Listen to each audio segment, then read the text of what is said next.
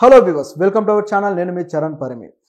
అనకాపల్లి జిల్లాలోని సెజ్లో ఒక భారీ పేలుడు జరిగింది. ఆ పేలుడులో 17 మంది అన్యాయంగా దుర్మరణం పాలయ్యారు. సో ఈ 17 మంది చావు కోరలోకి చిక్కుకొని బలైపోయారు. ఇంకా కొంతమంది గాయాలు కూడా అయ్యాయి. సో వాళ్ళకి ఇంకా ట్రీట్మెంట్ జరుగుతుంది. సో ఈ పేలుడు ఏంటి, ఎక్కడ జరిగింది, ఏంటి అనేది చూద్దాం. నిన్న బుధవారం రోజు అనకాపల్లిలోని రాంబిల్లి మండలం, అలాగే అచ్యుతాపురంలోని సెజ్, ఇప్పుడు గవర్నమెంట్ సెజ్లు కొన్ని స్థాపించింది కదా. సో ఈ సెజ్లో అనేక కంపెనీలు ఉంటాయన్నమాట. సో కంపెనీల కోసం ఏర్పాటు చేసిన అదొక పారిశ్రామిక వాడ. సో అందులో అనేక కంపెనీలు ఉంటాయి. సో ఆ కంపెనీల్లో ఒక కంపెనీలో ఈ విధంగా జరిగిందనమాట ఈ పేలుడు. సో ఆ కంపెనీ వచ్చేసి ఎసైన్సియా అడ్వాన్స్డ్ సైన్స్ ప్రైవేట్ లిమిటెడ్ అనే కంపెనీ. సో ఇందులో నిన్న మధ్యాహ్నం 2:15కి ఈ పేలుడు జరిగింది. ఒకసారిగా బ్లాస్ట్ అవ్వడంతో అందులో ఉన్న వర్కర్స్, అలాగే అందులో ఉన్న ఎగ్జిక్యూటివ్స్, అలాగే అందులో ఉన్న ఆఫీసర్స్ అనేక మంది అందులో చనిపోయారు.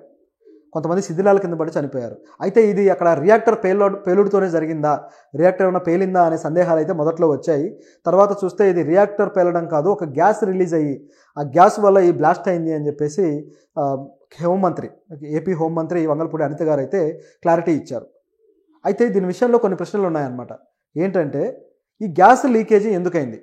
టీబీ అనే గ్యాస్ అనేది ఒకటి లీక్ అయ్యి ఆ గ్యాస్ మొత్తం ఒక బిల్డింగ్లో ఒక ఫ్లోర్ వరకు అది వ్యాప్తి చెందిందనమాట.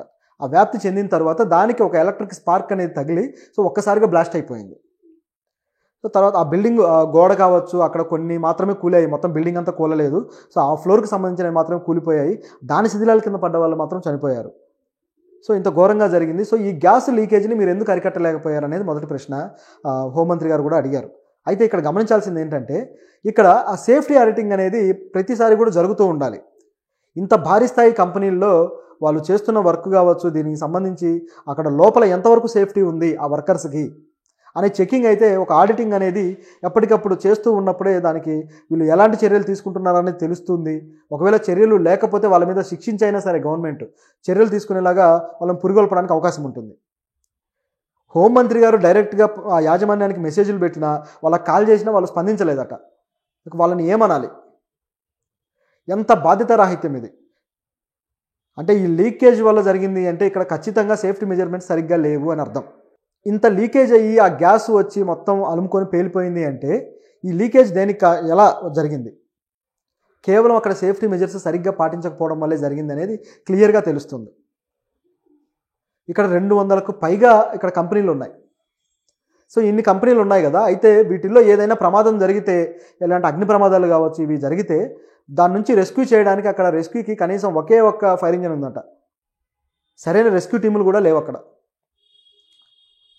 ఇన్ని కంపెనీలు, 100 మంది ఉద్యోగులు, 100 మంది కూడా కాదు. సో ఇంతమంది పనులు చేస్తూ ఉంటారు వాటిల్లో. మరి ఎందుకు అట్లా రక్షణ కల్పించలేకపోయారనే ప్రశ్న ఉంది. అది ఇప్పుడే కాదు, గతంలో అనేక సార్లు ఇలాంటివి జరుగుతూనే ఉన్నాయి. ఇలాంటి అగ్ని ప్రమాదాలు లేదా అనుకోని మరొక ప్రమాదాలు ఏదో ఒకటి జరుగుతూనే ఉన్నాయి ఇలాంటి సెజుల్లో. సో జరిగిన ప్రతిసారి తర్వాత ఏదో చేతులు గాలేక ఆకులు పట్టుకోవడం లాగా అప్పుడు ఏదో ఫైర్ ఇంజన్ రావడం చేయడం తప్పితే ముందే సేఫ్టీ మెజర్స్ ఎందుకు పాటించారనేది ఇప్పుడున్న పెద్ద క్వశ్చన్.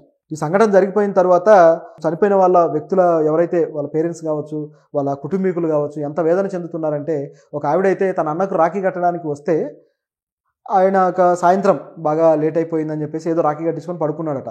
తెల్లారి ఆయన మొహం చూద్దామంటే కనీసం ఆయన లేచేసరికి ఆయన డ్యూటీకి వెళ్ళిపోయాడు. తిరిగి చూస్తే అందరూ మీ అన్నకి ఇలా అయింది అది అని చెప్తున్నారు. సో రాఖీ పండుగ రోజే ఇలా జరగాల అని చెప్పేసి ఆవిడ చాలా ఆవేదన పడుతున్నారు. తన అన్న చివరిసారి ఆయన మొహం చూడలేకపోయాను అని చెప్పేసి. సో ఇంత బాధాకరంగా కొన్ని కుటుంబాల్లో సంఘటన ఉంది. ఇంకా మరో వ్యక్తికి అయితే ఆయన పెళ్లి చేసుకోవాల్సిన సందర్భం, ఆల్రెడీ సంబంధం కూడా మాట్లాడుకున్నారట. సో ఆ యువకుడు కూడా ఇందులో చిక్కుకొని చనిపోయాడు. సో ఆయన తల్లి కూడా ఎంతో ఆవేదన చెందుతున్నారు. సో ఇలా ప్రతి కుటుంబంలోనూ ఒక విషాదం అయితే చెలరేగిపోయి ఉందన్నమాట.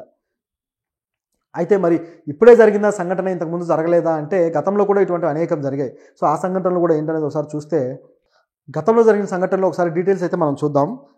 2014 డిసెంబర్లో వచ్చేసి మైలాన్ కంపెనీలో భారీ పేలుడు జరిగింది. అందులో 2 చనిపోయారు.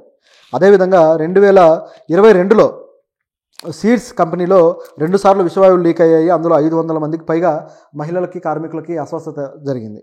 అలాగే 2022లోనే మళ్ళీ సెయింట్ గ్లోబైన్ కంపెనీలో గ్యాస్ లీక్ అయ్యి ఒకరు చనిపోయారు. అలాగే 2021లో వశిష్ఠ ఫార్మా ప్రమాదం జరిగింది. అందులో ఒకరు చనిపోయారు. 2020లో సన్వీరా లిమిటెడ్ కంపెనీ చిమ్నీ కూలి ఒక వ్యక్తి చనిపోయాడు. అలాగే 2019లో ఏషియన్ పెయింట్స్ కంపెనీలో ప్రమాదం జరిగి ఒక వ్యక్తి చనిపోయారు. ఇక 2023లో జిఎంఎఫ్సి ల్యాబ్లో బాయిలర్ పేలి ఒక వ్యక్తి చనిపోయాడు. 2023 ఫిబ్రవరిలో మెదాన్ ఫెర్రోస్ ఫార్మాలో ప్రమాదం జరిగి ఒక వ్యక్తి చనిపోయాడు. అదే 23లో జూన్లో అభిజిత్ ఫెర్రో కంపెనీలో కూడా ప్రమాదం జరిగి ఒక వ్యక్తి చనిపోయాడు. అదేవిధంగా అదే జూన్లో మళ్ళీ మరో ప్రమాదం సాహితీ ఫార్మా కంపెనీలో పేలుడు జరిగి అక్కడ 4 వ్యక్తులు చనిపోయారు. సో ఇలా అంటే అని మీడియాలో వస్తున్న కథనాలు అనమాట. సో ఈ విధంగా అనేక మంది ఇట్లా చనిపోతూ ఉన్నారు. అంటే దీంట్లోనే అంటే ఈ సీజన్లోనే ఇన్ని జరిగాయి. గత సంవత్సరమే వరుసగా ఒకే నెలలో 2 జరిగాయి. ఈ సంవత్సరం ఇంత భారీ స్థాయిలో జరిగింది. గతంలో జరిగినవన్నీ కూడా ఒకళ్ళు ఇద్దరు ముగ్గురు చనిపోతే ఇప్పుడు జరిగిన దాంట్లో దాదాపు 17 మంది. చాలా పెద్ద విషయం ఇది. దీని మీద సీఎం గారు ఉన్నత స్థాయి సమీక్ష వేసి దీన్ని సమీక్షిస్తాము, సో దీని మీద ఒక కమిటీ వేసి ఈ నిజాలు నిగ్గు తేలుస్తాము అని చెప్పేసి అన్నారు. ఇదే కాదు, మొత్తం అక్కడ ఉన్న సీజన్లు అన్నిటి మీద కమిటీలు వేయాలి. ఎందుకంటే ఎక్కడా కూడా రక్షణ వ్యవస్థ లేకపోతేనే దాదాపు 10 కంపెనీల్లో ఈ విధంగా జరిగింది. ఇంకా ఎన్ని కంపెనీల్లో జరుగుతాయో తెలియదు. ఇప్పుడు దీన్ని రెస్క్యూ చేయడానికి కూడా ఎవరైతే ఫైర్ ఆఫీసర్స్ ఉన్నారో ఇక్కడ ఉన్నది ఒకటే అయితే మిగతా ప్రాంతాల నుంచి అనేక ఫైర్ ఇంజిన్స్ తెప్పించి దీన్ని ఫైర్ని ఆర్పడానికి ప్రయత్నించారనమాట. సో ఇంత రిస్క్ చేసి ఇంత టైం కేటాయించి ఇంత చేసేలోపు అక్కడ ప్రాణాలు ఉంటాయా? ఆ ఫైర్ వల్ల వచ్చే పొగతోటే సగం మంది చచ్చిపోతారు ఊపిరాడక. చాలా త్వరగా చర్యలు తీసుకుంటే కదా బతికేది. సో ఇది ఇక్కడ ఉన్న పరిస్థితి. సో దీని మీద సీఎం గారు అయితే చాలా త్వరగా స్పందించాల్సిన అవసరం అయితే ఉంది. సీఎం గారు అయితే టెలికాన్ఫరెన్స్లో ఆయన మాట్లాడారు. సో ఆయన ఆదేశాలు అయితే ఇవ్వడం జరిగింది. అలాగే డిప్యూటీ సీఎం పవన్ కళ్యాణ్ గారు కూడా ఇక్కడ ఈ సెజ్ అధికారులతోటి వీళ్ళందరితోటి ఆయన సమావేశమై ఆయన మాట్లాడారట. సో ఖచ్చితంగా సేఫ్టీ మెజర్స్ పాటించాల్సిందే అని చెప్పేసి ఆడిట్ కోసం, ఇప్పుడు సేఫ్టీ ఆడిట్ కోసం మేము కమిటీ చేస్తున్నామని చెప్పేసి